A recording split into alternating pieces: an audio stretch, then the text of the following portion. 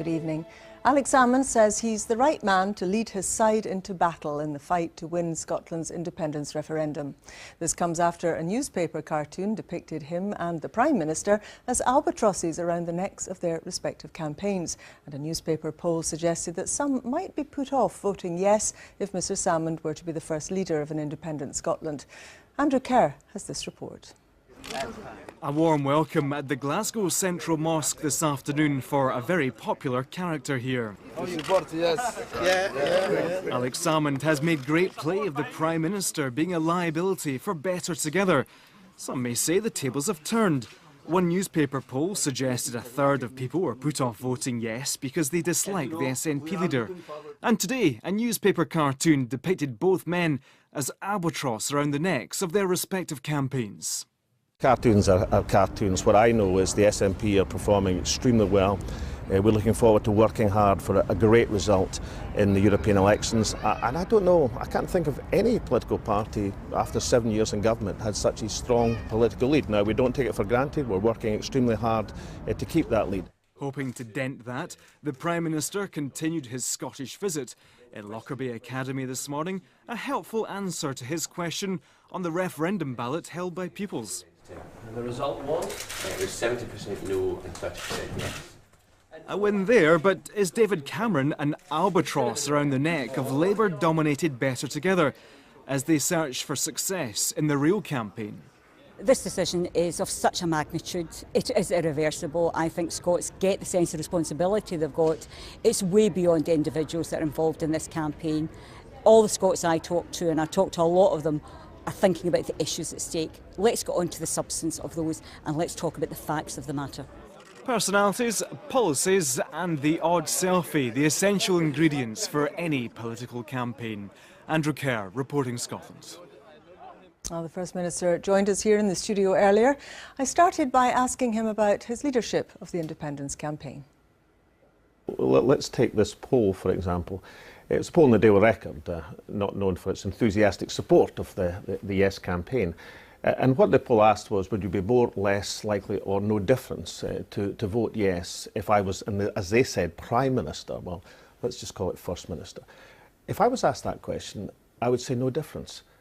Because I believe in independence, not because I want to be First Minister of an independent Scotland or the SNP in government. I want people to choose their own government. So if you've got a poll which can cite my own view against myself, then I don't think we should give it too much attention. The question I'm asking you, though, is whether you might in fact be a liability, as your former colleague Jim Siller suggests. Is there something about the way that you're leading this campaign that potential voters for the yes side are finding off-putting? Right. Well, the answer to that question is no. And what I was going on to say, Sally, was the same poll didn't publish the party rating figures. Perhaps they're about to. These party rating figures had the SNP at 44%, 12% clear of the Labour Party. And but forgive me, it's not the poll. It's really not the poll that I'm getting at. I'm trying to get at something else. I'm trying to. You mentioned the poll, Sally, and if we take what Jim Sillars was writing, which actually had a whole array, probably the most complimentary things that Jim said about me since 1992, but he was actually trying to put forward a very strong message. He says at some point you have to come from First Minister into a campaigning mode, and he's absolutely right. And there will be a point as we approach September where that is the case, where you get your jacket off, your sleeves rolled up and you go into full campaigning mode. But listen, I've got a job to do as First Minister right now, and that's what I was elected to do, and that's what I shall continue to do. And lastly, what I'm trying to inspect, though, is clearly a lot of people think you're a huge asset, but there are some who do not. And what I wonder is, do you accept that there's something about your tone, hectoring is a word that's often used, that turns questions or points that may in fact reflect many voters' genuine concerns into an attack or an opportunity for point scoring, which makes people feel that you're not always taking the substance of their concerns seriously? Well, I actually substantially changed the style of my campaigning back in 2007 to accent the positive. When I realised that, and it took me a while in politics, that at the end of the day people like to vote for something as opposed to against something. And since then, I think people would have to accept, and yourself included, that the electoral results tend to vindicate that approach. And also they're vindicating the approach to this campaign, because since November, when we launched the white paper, the average support in all opinion polls for yes has gone from 37% now to 45%. So gradually, month after month, we're gaining ground. We're not there yet. We've still got a lot of work to do. But the yes campaign, because of our positive approach, which we are absolutely thorough to, which we'll keep to, is gaining ground as we explain the arguments to the people of Scotland. And these talking arguments about explaining the arguments, can I ask you this? Why do you never concede that the transition to independence might be difficult? It might even be painful for a while, even though ultimately, as you would argue, worth it. Are you not in danger of insulting the intelligence of uncommitted voters by making it sound easy? I would never insult the intelligence of any voter, uncommitted or not. You do make it sound easy, though, don't you? Well, the point we've made, and we've made it in a sustained fashion, is it's very important to understand the 18-month period between the 18th of September this year, when Scotland votes as to whether to become an independent country, and the spring of 2016, that 18 months later, when we will become an independent country. And that 18 months is an effective period of transition and negotiation which will enable us to give the best possible start for that independent nation. It will be difficult though, won't it? There'll be difficult things for Scotland to deal with. And would it not be more honest, perhaps, to admit that there could be tough times on the way to the promised land? People might respect that honesty.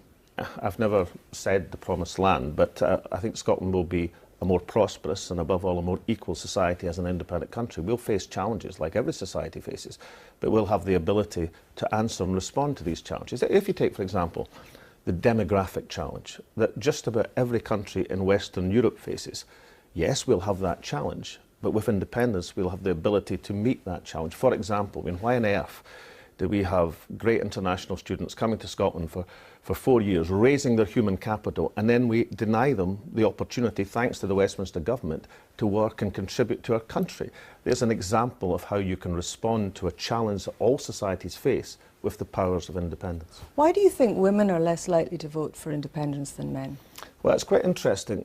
There was a time when that gender gap, the SNP had that gender gap, but that gender gap has closed. In fact, there was a poll just last week which showed the SNP ahead at Westminster among women voters. There's a 6 or 7% gap between men and women in their intentions to vote. But in terms of the independence vote, the polls have been picking up that more women are undecided. And people say, I've heard it said that it's because women are more risk averse. I don't actually think that's true. Why do you think it is? I think it's because women take a careful look at the issues and come to the conclusion. And I think it's really, really important, therefore, as the Yes campaign moves forward, that we concentrate on issues which explain the independence in terms of a careful consideration, but also in terms of the progressive social change it can be brought about in Scottish society. So just because people take time to make up their mind doesn't mean that they're not going to move to yes. And of course, among men and women voters, the movement is towards yes. Have you ever considered publicly admitting a mistake? I've admitted plenty of mistakes, and the biggest mistake I made in politics was to spend a lot of time not losing personal elections in my constituency, but national elections. And the mistake I made was believing that the oppositionist strategy, which is inevitable, you know, when I became an MP at first, the SNP had 3 MPs in a parliament of 650. And therefore you had to make strong points in a strong way, in an oppositionist way, to be noticed at all. And the mistake I made was not realising that as you seek to govern, if you want to be trusted to administer and govern a country, then a different style of language and politics and presentation is required. And that's the mistake that was corrected in the run-up to the 2007 election, and why this Yes campaign, in the extent of the influence I have in it, will always pursue a positive route about how we can change Scotland for the better, both economically and socially. If there's a no vote, Douglas Alexander has invited the SNP to join a cross-party convention to make devolution work better. Will you join in? Well, let me say firstly that the SNP, in any circumstances, will always put forward Scotland's interests. We always have. Will you join in that? Well, the second point I was going to make, Sally, is to point out there isn't even an agreed convention between the no parties at this stage, so I'm not quite certain what we're being asked to join. But the SNP will always seek to put forward Scotland's interests, as we always have in every respect. But can I just say that I'm preparing for a yes vote, and the preparation for a yes vote involves committing ourselves to a Team Scotland approach. And that means not just holding out an olive branch to political opponents at the present moment, and I understand why they couldn't accept that at the present moment, but also in terms of the expertise we have in Scotland and indeed beyond Scotland to make sure our Team Scotland fulfills the agreement we already have in the Edinburgh Agreement between the First Minister and the Prime Minister, that after a yes vote this will be accepted and that both countries will operate in the best interests of the people of Scotland and the rest of the United Kingdom. Well, talking of teams, I ended up by asking David Cameron yesterday a question about football, so here's yours. Who are you going to support in the World Cup? Well, I hope England does very well. Are you going to support England? I'm a Scotland supporter, but I've never, I think one of my predecessors, a Labour politician, seemed to spend his time supporting teams against England. I've never done that. But I'm a football supporter. I hope England does extremely well, and I think if Gerrard finds his game, then they might do extremely well, much better than many England fans are expecting. First Minister Alex Salmond, thank you very much indeed. Great pleasure.